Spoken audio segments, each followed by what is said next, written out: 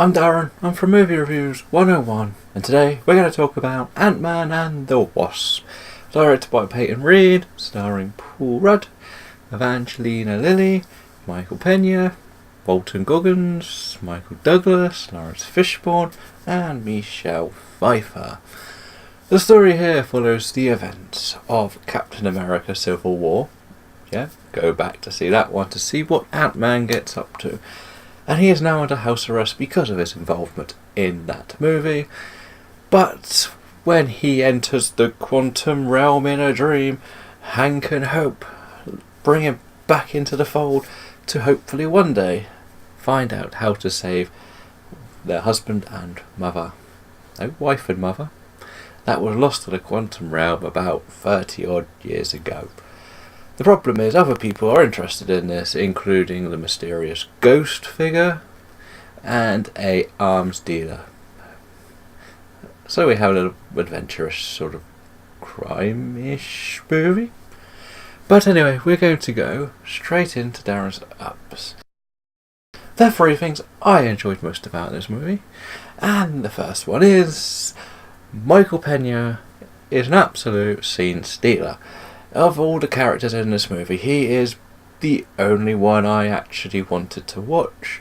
He is funny in every scene, his reactions are brilliant, and it's just watching him and it's like, you know, I could have just watched a Louise origin movie. He's not even that he's just the best friend, but he's funnier than anyone else.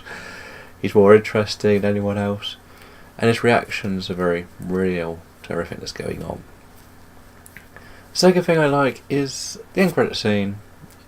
I won't say what it is, but it is what I wanted to see. For once, it had the biggest reaction from the theatre. And the third thing I enjoyed was the effects. There is no doubt that the effects in this movie are almost flawless. We have the scale stuff is just brilliant to see shot and see how they've managed to pull certain tricks off. Some will get laughs, some are more serious, but then the visual of what's actually in the quantum realm is also just beautiful. But there's the three ups, so I gotta go to the three downs. This was hard to whittle down. The character of Scott. Okay. Now before I go too much into detail, I understand that I did not enjoy the first Ant-Man. For me, I feel that Scott feels like he's trying too hard to do Deadpool jokes, but doesn't have like a straight-edged character to laugh with him or at him, or us laughing at him. It's not to the camera, but they're camera-like jokes, and they're like boom, boom, boom, and they just miss nearly every time. And unlike what we saw with Thor Ragnarok, when they were funny about what's going on. In this, he's just trying to be a smart ass, and it gets a bit boring quickly. But that's me. Second one is, I would like to have actually seen a lot more of the ghost character. There is a real interesting character in there, and we just have her do a couple of fights and scream and have an element of a backstory. It felt like this character had a lot more going to them, like as most villainous characters do in movies. And yeah, so let's say about the villains. Walton Goggins as the arms dealer. I know people were complaining about him being generic in Tomb Raider. Well, in this he's even more generic. He's just like underground arms dealer. Nothing stands out from the character. Can't blame the guy playing him, but the character is so bland. It's pathetic, really. But I'm going to keep the final one. Is the problem I had going into this movie from the very start was the fact that this is the first Marvel movie after the events of Infinity War, even though this is set before it.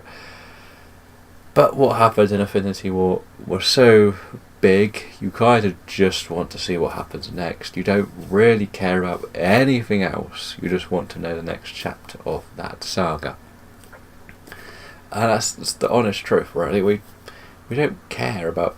We can accept a new origin, but have a sequel to a character that was one line out of Infinity War because that's acceptable nowadays. I thought he was in witness protection. That's what I thought the line was, but that I may have misheard that. I know that Hawkeye was in witness protection. I thought they said both were.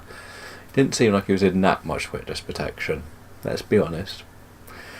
But overall, for me, this is going to be quite a forgettable Marvel movie. It just doesn't hit the marks I want to see when I watch these type of movies. Apart from Michael Pena, nobody else really does anything truly groundbreaking. Yes, Evangelina Lilly gets to have a few more fight scenes than Paul Rudd, who barely touches a fight scene, if we're honest. But it's just a very safe story. It relies on the effects too much to make anything interesting. But we just want to see Infinity War Part 2, or whatever it's going to be called now. I'm only going to give this a 3 out of 5. Let me know in the comments below why I'm wrong, because you all love to do that anyway. And until next time, I'm going to go and do what I do best. Watch.